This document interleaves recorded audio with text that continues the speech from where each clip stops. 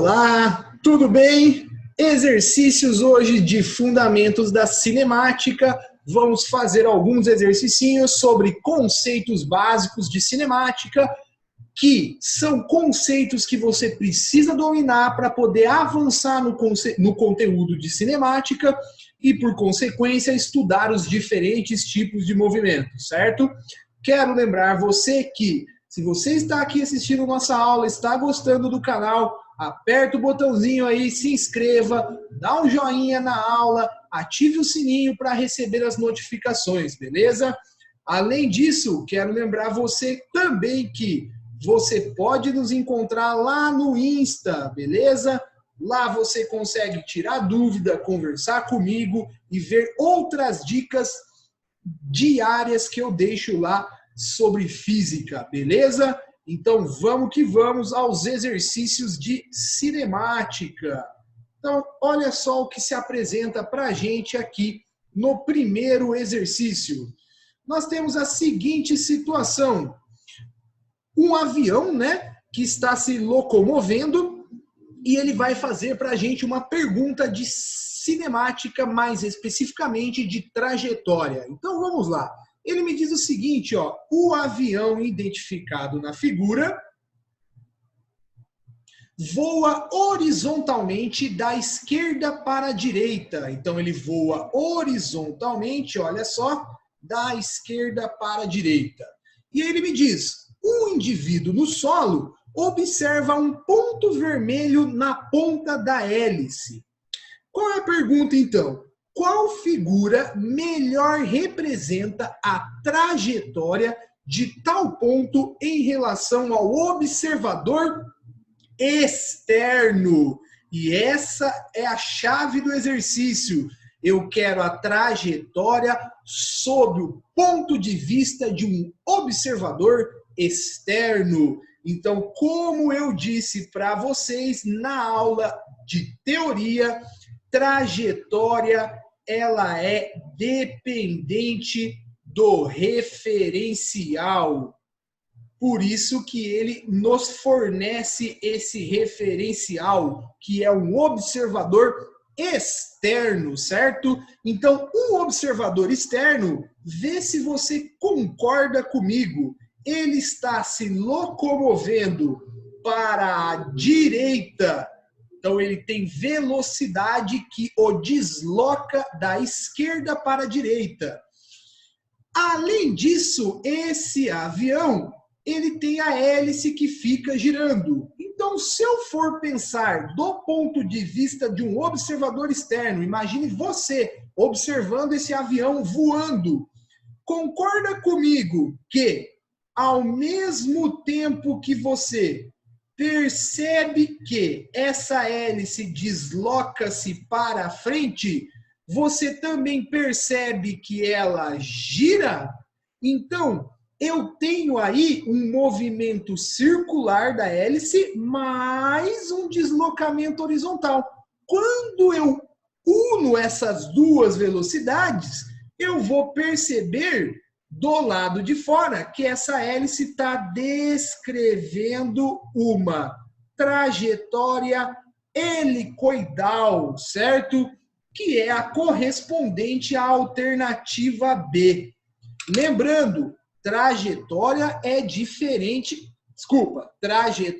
dependente do referencial, certo? Então, se eu mudar o referencial, a situação muda. Por exemplo, o piloto que está lá dentro desse avião, ele também está se deslocando para a direita.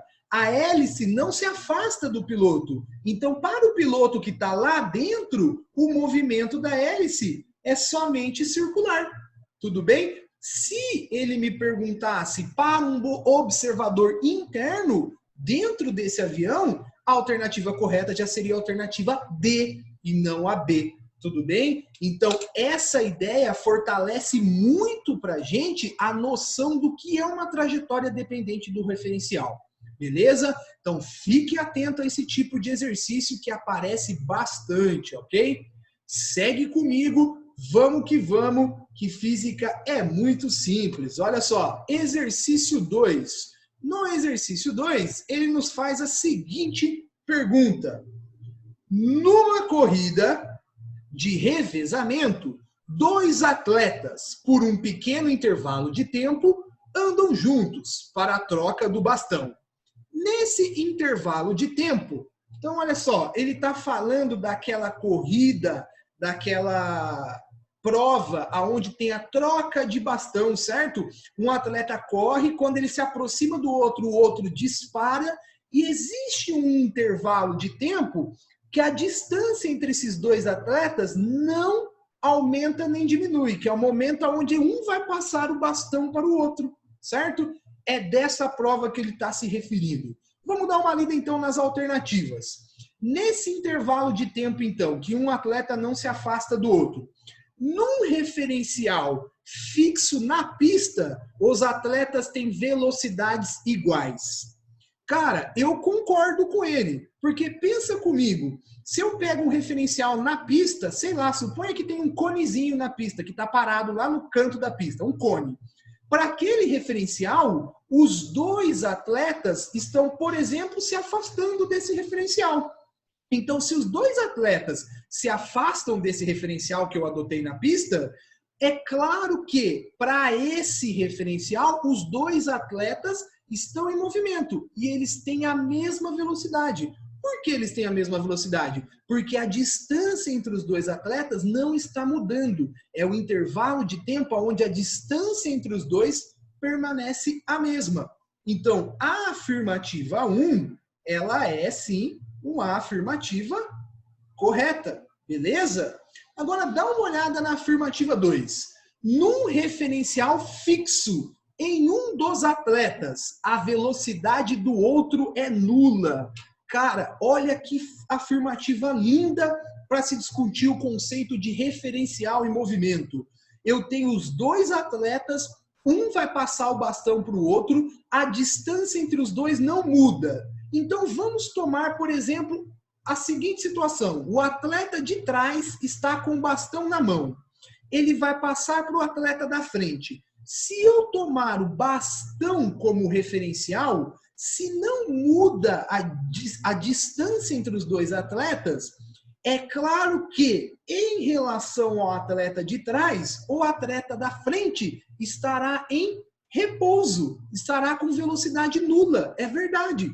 Por quê? Porque a distância entre os 2 objetos não muda. Se a distância entre 2 corpos não muda, a velocidade de um em relação à outra é nula, certo? Então, no momento que está sendo analisado, nesse intervalo de tempo de troca de bastão, os 2 atletas permanecem à mesma distância um do outro. Não ocorre afastamento nem aproximação. Então, se eu tomo um atleta como referencial, o outro está em repouso, está com velocidade nula.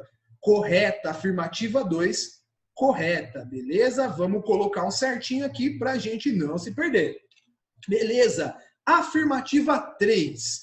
O movimento real e verdadeiro dos atletas é aquele que se refere a um referencial inercial fixo nas estrelas distantes. Gente, que viagem!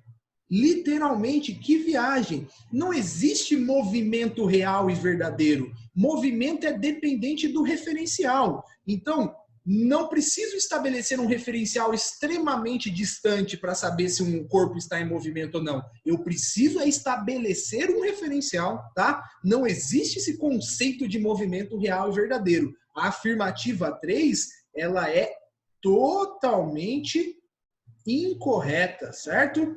Nesse caso, então, nós temos como alternativa correta a alternativa D, aonde a afirmação 1 e a afirmação 2 são as verdadeiras, certo?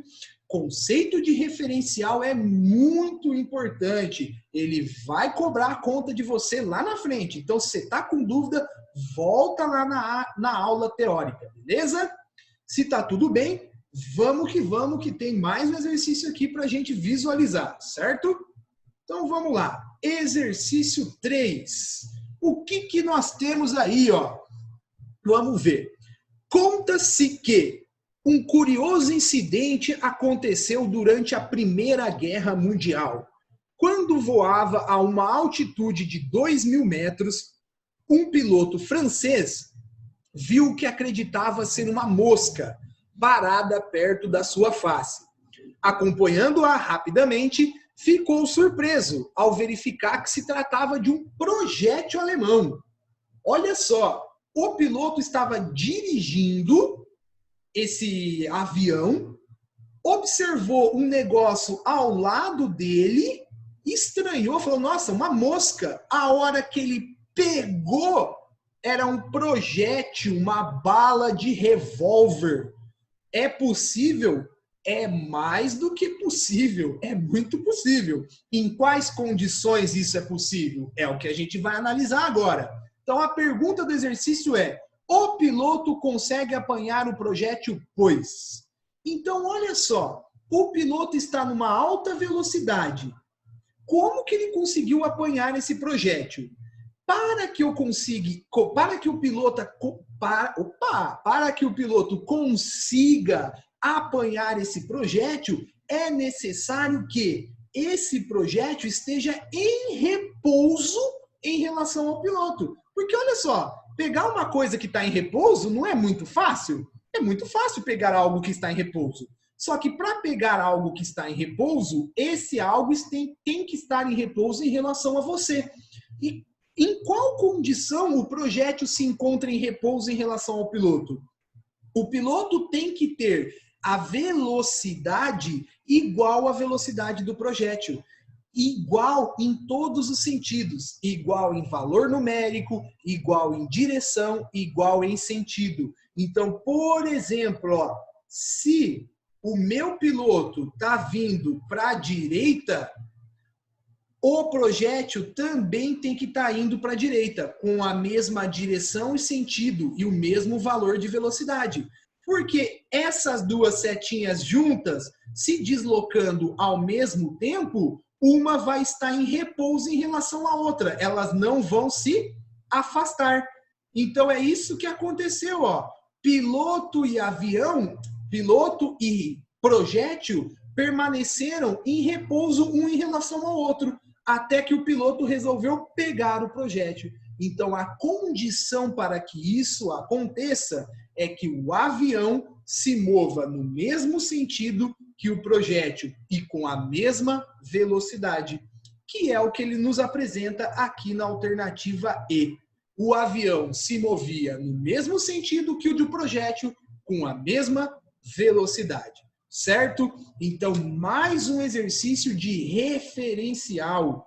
Se eu tenho dois objetos com velocidade de mesma direção e mesmo sentido e mesmo valor numérico, esses corpos, um em relação ao outro, estarão em repouso. Certo, pessoal? Então, olha só, finalizamos por aqui os nossos exercícios de fundamentos da cinemática. Se você está gostando das nossas aulas, o que você faz?